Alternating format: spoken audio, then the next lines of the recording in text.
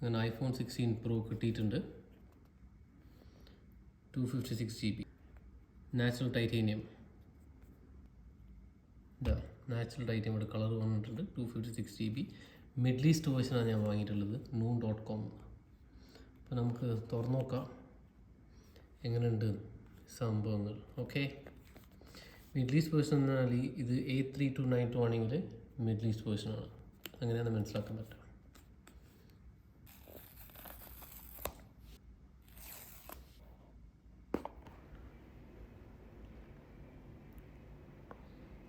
അടിപൊളി colour, natural titanium. ഇത് ലൈറ്റിനനുസരിച്ചിട്ട് ഓരോ കളറാണ് തോന്നുന്നത്. ഇത് ആക്ച്വൽ കളർ ഗ്രേ ആണ് നാച്ചുറൽ ലൈറ്റിൽ. പിന്നെ റൂം ലൈറ്റ്, യെല്ലോ ലൈറ്റിൽ വേറെ കളറാണ്. നല്ല പോളിഷ് ഫിനിഷ്. അപ്പോൾ മെയിനായിട്ട് ഐഫോൺ 13 പ്രോ ഇത് വ്യത്യാസം എന്ന് പറഞ്ഞാൽ സ്റ്റീൽ ഷൈൻ ചെയ്യൂ, ഇത് ഷൈൻ ചെയ്യില്ല.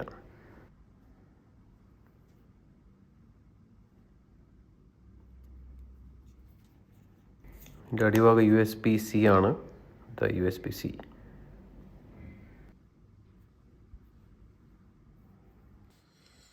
നല്ല കളർ, ഇതിൻ്റെ ബ്യൂട്ടിഫുൾ കളർ, ഒരു ഗ്രേയിഷ് ടച്ചാണ്.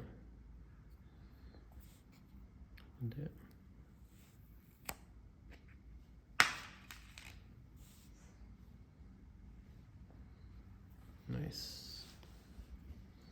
നിങ്ങൾക്ക് നോക്കി കാണാം ഇതിൻ്റെ പിൻ ഹോൾ ചെറുതാണ്. ഇനി ഇതിലാക്കി വരുന്നതാണ് ഈ കേബിൾ. ഒരു സിം കാർഡ് ട്രെയിൻ്റെ പിന്നും, കാരണം ഈ ഫോണിൽ സിം കാർഡിൻ്റെ മിഡിൽ ഈസ്റ്റിൻ്റെ ഫോണാണ്.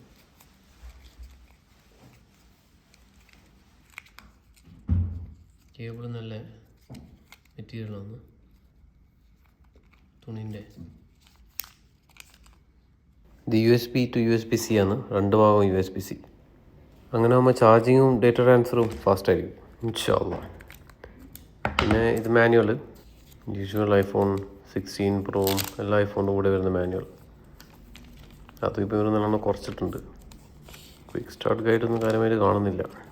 ഇതിൽ കാര്യമായിട്ട് എഴുതിയിട്ടുള്ളത് വല്ല വാർണിങ്സ് ആണ്.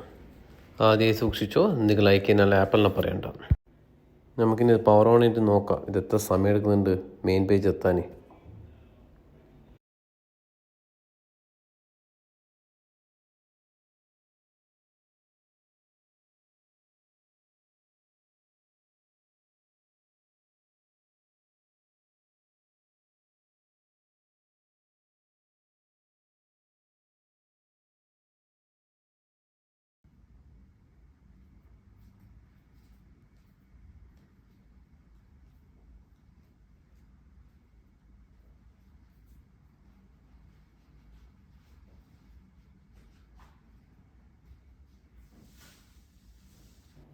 അപ്പോൾ ഇതെന്നെ മക്കളെ ഐഫോൺ 16 പ്രോ.